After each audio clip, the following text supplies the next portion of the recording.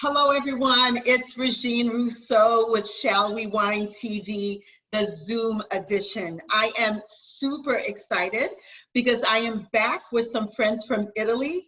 And this is a place that I personally got to visit and I've written about at least twice. And I am super excited to introduce you to a winery from the Collio region. So let's learn about where Collio is, let's learn about this winery, and let's have some fun. So let me introduce my people. You're gonna recognize at least one or two of these people. So Anna, I am going to start with you. Hi, Anna. Hi, Regine. Thank you for having me again. Again, I'm Anna from IEM, based in Miami. Our sister company is IEM in Italy, and we're very happy to have put you in touch with Marko Primosic today. And I'm excited. As always, I can't say it enough. This is like the highlight of my week now, so I'm very excited that we're able to do these videos weekly. Awesome. So Marko, why don't we go ahead and we're going to spotlight you, and please introduce yourself and your beautiful winery. Yeah, hi everyone. And thank you to invite me, that I have the chance to introduce me and my winery. Primosic is my family name and is the name of the winery. We are located in a very small wine region, Friuli, Venezia, Giulia. They represent just 1% of production in Italy, and it's located on the corner between Slovenia and Austria and the top of Adriatic Sea. Special, our family works in a small DOC area. It's a hilly area named Collio, and we are living in a small village on the top of the hill of the Collio that's named Oslavia. About my family, I'm the fourth generation, the winery. That means that our winery has a very long story with the winemaking, not only with the territory where we are living too. Our family spent many centuries in the same hill. That's quite rare, not in the wine world, but for people abroad. And it's for many generations focused just in winemaking. That's the matter that my father was one of the founders of the Collio in the 60s. So tell us about, you said many generations. So when was the winery established? When did your family get into the wine business, or has it been forever? Which generation are you? I'm the fourth. I'm so lucky while the fifth starts working, and we need a lot of help. Okay. And yeah, and the matter is that we have a really long story with winemaking, and we divide the story of our family, what was happened and what was the work before First World War, and then we start after the Second World War. Okay. Why we are in the past under Austro-Hungarian Empire, and the works for centuries go in just in one way, very similar with the style of negociant. That means that the farmer, the people working in the land, produce the wine, but not bottling the wine, and then give to the negociant. There was a family located in Graz, now in Austria, and then provide the Vienna city, the capital of empire, with the wines from the Collio-Hiri area. Okay. But we have a very terrible story about First World War, why Oslavia village was on the middle of the first line and it was completely destroyed. Not really just houses and cellars, but really the story of the area. My family moved in the Eastern Europe, and part of the family in Venice, and here the hill was completely destroyed. Between First and Second World War, there was so poor time. It was quasi after the Second World War, we're talking about zero. And the Renaissance and this zero start with the story, modern story of the Collio area in 60s. So my father, he lost his father, his brother, just 12 years old, start to own alone a baby, a Mhm. winery, and start works heavy, have to grow fast if be child, Sure. while have to because have to works in the vineyards and start bottling in 1956. So, just to make sure I understand, in 1956, your Yeah, father lost his brother and his father. And so yeah, the he was, lost in the Second World War. Yeah, okay. Oh, in the Second World War. So then your father took over the winery. yes, Okay. like a boy, a young Wow, that's boy. Yeah, amazing. yeah. So where right now, who is running the winery and what is your responsibility? Who are you the winemaker? Who's making the wine and what's your role in the winery today? Yeah, that's a really small artisan winery. Okay. It's a family owned. Mhm. My father, me, and my brother are still working in the winery. Okay. I degree in IT 89, like enology. So Mhm. that's my first rule. It's winemaking, or Okay. I'm winemaker. Mhm. But what happens normally with families, it is that we have many hats we have to remove. Sure. Right now, Sure. I talk about my wine. I promote and celebrate my wine too. And in harvest, or right now, while Italy is completely locked down, Okay. I work with my father in the vineyards, Mhm. and my brother works in the cellar, Okay. and the bottling and administration. So we share the works. Father with me in the vineyards and Mhm. cellar, well, at the end, all together. So We it's a share collaboration. knowledge and experience. Okay. And then we talk later about how much is important experience in Mhm. the winemaking. Well, tell us now. I mean, what you said we'll talk later, but tell us now. What's the importance? This is important. I just tell you this beautiful story about my first experience in the Okay. cellar. In the 89, I degree young enologist, Mhm. and I came back from the school in the winery, and there was my first harvest. And I asked my father that I would like be the winemaker in the winery, and I Okay. would like do the wine for this harvest, the vintage Mhm. 89. And my father looked in my eyes and tell me, okay, but probably it's better that you do just one tank, no all the tanks in the winery. Uh-huh. Which grape would you like works in this harvest? And I be very passionate at this time in international grape, Mhm. and I choose a Sauvignon Blanc. I would like really do a new Clos Bay, the start in 89, probably one of the beautiful Sauvignon in the world. And I Mhm. would like really compete and gamble to do the best Sauvignon in the world. Okay. And I put my knowledge and a lot of patience and hard work during the harvest and winemaking for these tanks. Okay. But in the middle of fermentation, there Mhm. was something wrong, Mhm.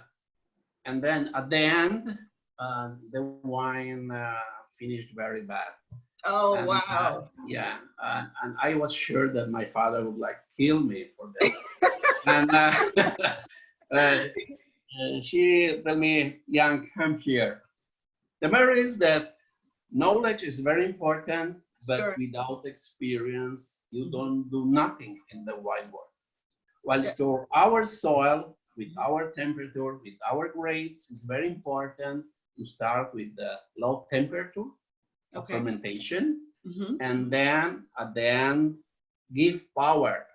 That means increase the fastness of fermentation of works so that you Mhm. are sure that they're finished without residual sugar, the fermentation. Okay. And I put some my tanking fridge at the end, and Mhm. they have not the power to finish the fermentation. I was half sweet, so there was for me a terrible story. Right. Uh, But that was you for learned me a from it. little difficult for my uh, heart to accept it, Sure. but was a very good school. Yeah. And from this point and the next vintages, we worked together much better me and my father. Why I understand that I need his help, and he understands that it's important that we share my passion and the knowledge of some new things, and was quite a new story from this point.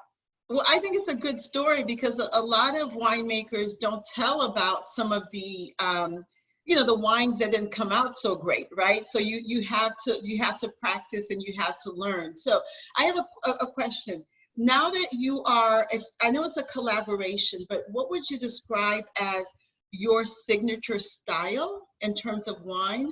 What is it? You talked about your father understanding your vision. What is your vision and what is the style of wine that you like to produce?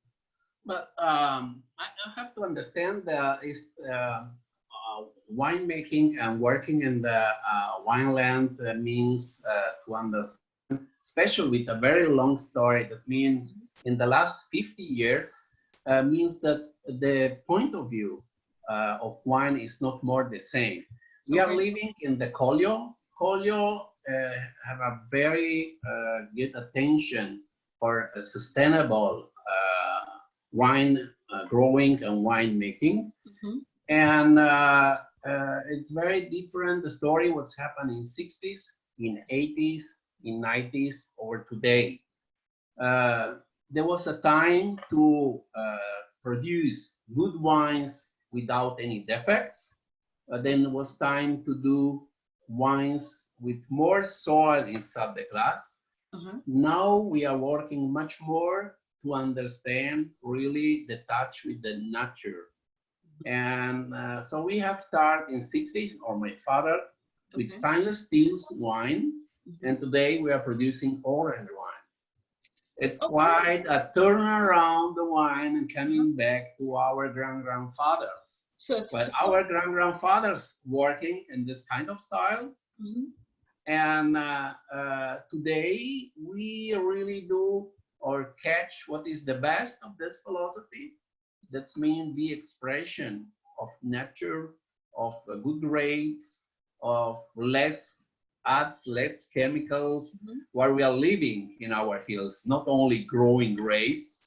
And there's a big change. And this big change follow inside the glass in the last 20 years too. If we testing today a wine that's 20 years old, is completely produced in with different philosophy like today.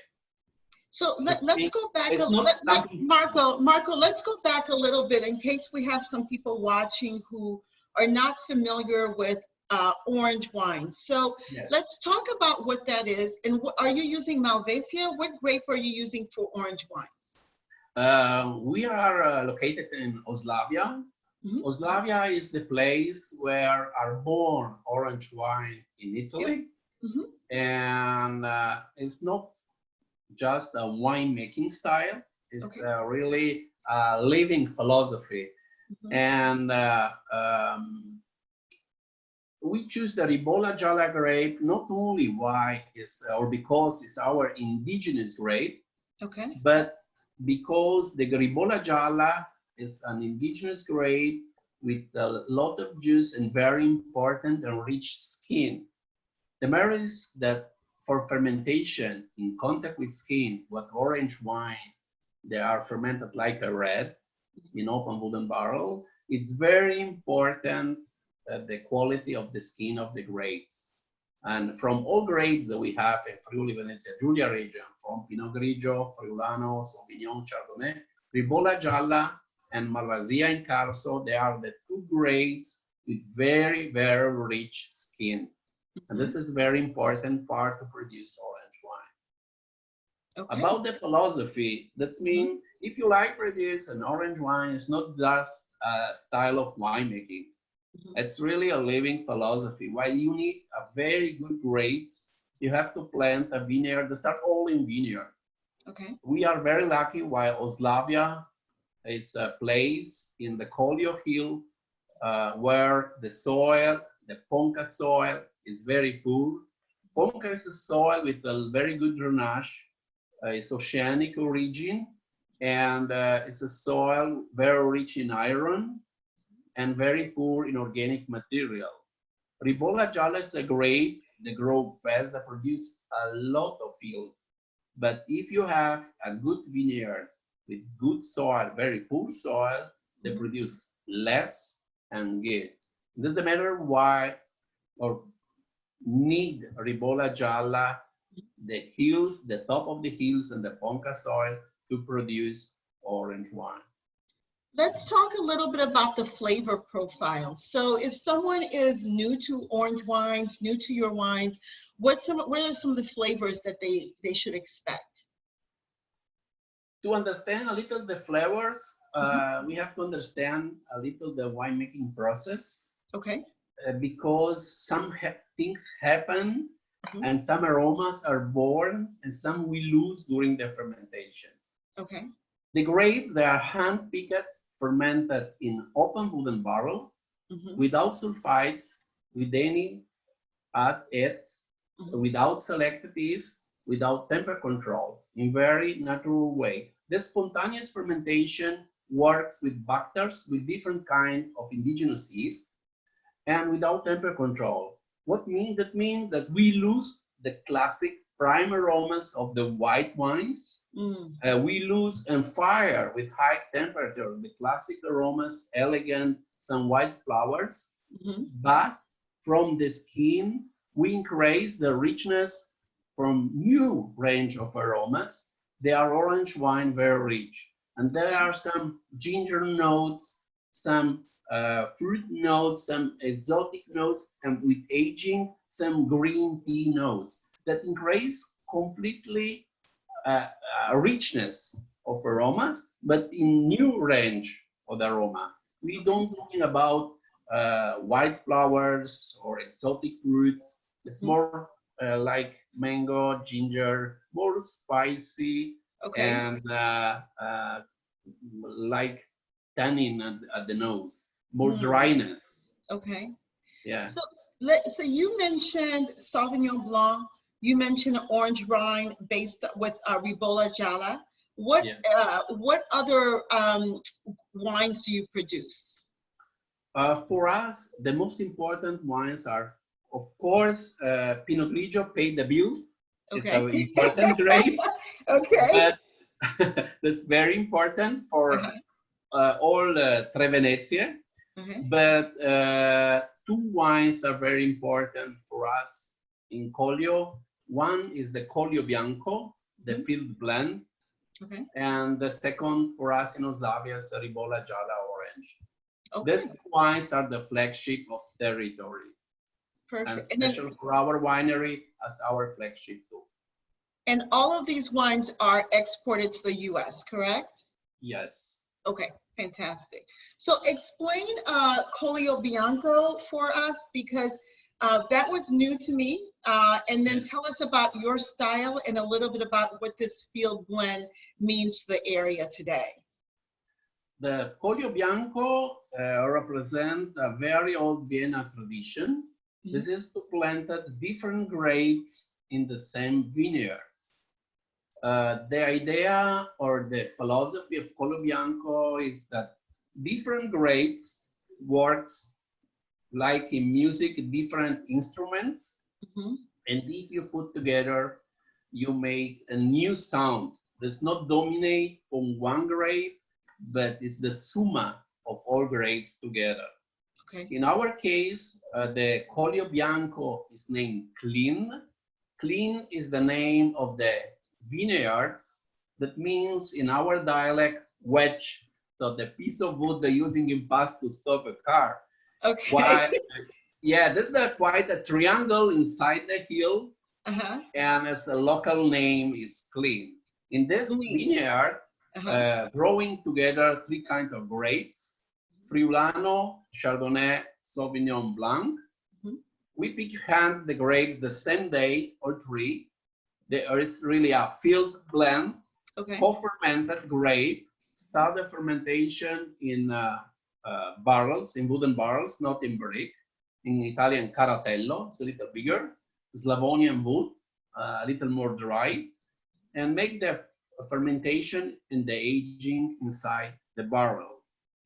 I really love to present the Collio Bianco like a white Brunello or Brunello of whites, because spent 4 years in the cellar, 2 years in barrel and 2 years in bottle. And like a Brunello, we really don't look inside a Brunello for the power or for ripeness. I think that the most beautiful of Brunello is the texture, the richness, the potential for aging. But at the end, this beautiful elegance, they represent all things together. And the same is Collio Bianco, a white wine with a very good power for aging. We just start to sell right now the vintage 15. That means 5 years, in 5th year, start to sell the vintage. And like a Brunello, we're talking about texture of Collio soil. It's not important which grade dominate. With aging, we lose the single playing of single grapes and became a new sound from all grapes together, more richness and more complexity. What is the oldest vintage of Collio Bianco that you've tasted? I mean, that's so interesting to know that this blend can age. What is the oldest vintage that you've tasted and, you know, that showed really well? I'm very lucky and happy because my father lived in the cellar for every vintage, many bottles. So I have really the chance not to talk just about what I have heard that, but really why, because I have the chance to open the bottle today and retest old vintages. Just a few years ago at the European Wine Fair in Germany, we do vertical testing. You can find all notes at Vinum, it's a Switzerland magazine. About the clean from vintage 90 to today, 20 years, all vintages together, from the vintage 1990 to, and from this to right now, I think the last was 2013. So from 19, I'm sorry, just to make sure I understand, you're saying from 1990 was the oldest one you tasted? What we can test today, Okay. Yeah. That means the wine has the potential for aging for 20 years. Wow. Okay. So what vintage are we currently seeing in the US? So if we were to go and pick up a vintage, what vintage are you releasing currently? I think that it's 13. 2013. Okay. Yes. And how was that vintage for you? We don't produce this wine every vintage. We choose just the good vintages. If we are unlucky, we don't bottling the clean. So the matter is that it's very difficult to find a bad vintage inside a bottle, or it's just the difference between more warm summer or more cold summer. That means more balance based on acidity or more based on power and body. That's a little the change. The 13 was a very well balanced vintage. This means not too hot in the summer, not too dry the summer. It's really very well balanced. Okay. Yeah. I think they can find the 11, for example, US 2 in some wine list. 11 is more dominate a little the Chardonnay and a little more woody. So touch of wood is a little more powerful. 13 is really very elegant, creamy, very well balanced. Okay. So Pinot Grigio is definitely an American favorite, right? Yes. So I know that you said that that's really important to you. So tell me about your style of Pinot Grigio, and you know what you have, what style that you produce. What is the classic version for you? We produce 2 Pinot Grigio. Okay. One stainless steel that we produce every vintage. Represent our property on flat area. That's mean Isonzo River. And from the hilly area, they are grapes from the two DOC areas. That's mean DOC Friuli, Sure. and represent a classic Pinot Grigio from our region. Very beautiful balance in terms of elegance, acidity, and nose. I can say in very classic way. Okay. But in last three vintages, I really like a little put a little more pressure on this grape and produce a What does Pinot that mean? Grigio. I produce a Pinot Grigio fermented on skin for a week. That has same color of Zinfandel. It's then with a really red color, more like as rosé. And there are some people in the US that really like this kind of philosophy because it represents the power of grape Pinot Grigio and the potential for aging. Sometimes many Pinot Grigio from the wine industry are very poor. And so it's quite difficult to find a sommelier in high-end restaurant that introduce you to a Pinot Grigio. And I think that is not correct, right? Because this is a very good grape with very high potential. And for me, was a gamble to really find the goal with this grape and produce really something special. Oh, that's fascinating. So you have your traditional Pinot Grigio, and then you have this style that's sort of sitting. How long are you keeping it on the skin? Did you say? It is classic Pinot Grigio or orange Pinot Grigio. So it's orange Pinot Grigio. Yeah. And then how long is the maceration? How long is it on the skin? It's just a week. For Ribolla, we need a month. For Pinot Grigio, a week. The skin of Pinot Grigio is very delicate and catch very fast the color and the tannin. No need so much time like a week. So it seems like, Marko, you've always been experimenting. Even with the first vintage of Sauvignon Blanc that didn't work out. I think you were a rebel. I think you were a rebel, right? You always want to experiment and push. It is correct, but I think that's really the beautiful of winemaking. If you are wine artisan, we don't talking about the marketing strategy. We are quite a garage. This is a small winery that produce high-end wine. We have really to try to do our best and special understand the potential of all grapes that our good soil, our good climate provide every harvest.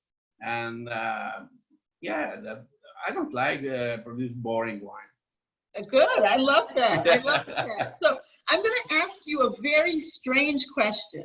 Okay, so with everything that you know now, the experience that you have, if I took you out of your winery and put you in any other wine region for 2 years to produce wine, where would you go and why? That's a very difficult question. I know. I really love. But just to have fun and experiment. Yeah, I love wine. Different grapes. I'm very curious. I really love travel around the world. And if I have spent 2 years, a lot of time. I prefer to just do one harvest, merge another side, and come back for my harvest. But if I have probably, if you have to really, I'm passionate with the soil. And what really surprised me, they are soil, they are born volcanic origin. And so probably like New Zealand, Lanzarote, Etna, like very original soil. And part of heart what I lived a few years ago in Sardinia, because in the south of Sardinia, there are a small area that have planted the vines Mhm. on European roots, no phylloxera there, Okay. inside the sun, direct near the sea. There are plants that are living without water, quasi no water. Okay. They don't have any problems with the south wind, help to produce less, Mhm. and something that really magic of the nature. And you can find 150 years old vines, really European vines, Mhm. uh, and this is something magic. So one of this two could be, I can survive them 2 years. I Okay. need a little the sea, good food, and something really special with the nature, something very, very original. Okay, well then it's isn't it lovely to dream just to think, you know, if you could just go Yes. for one harvest, not 2 years, one harvest. So Yeah. tell us a little bit about how COVID-19 has impacted.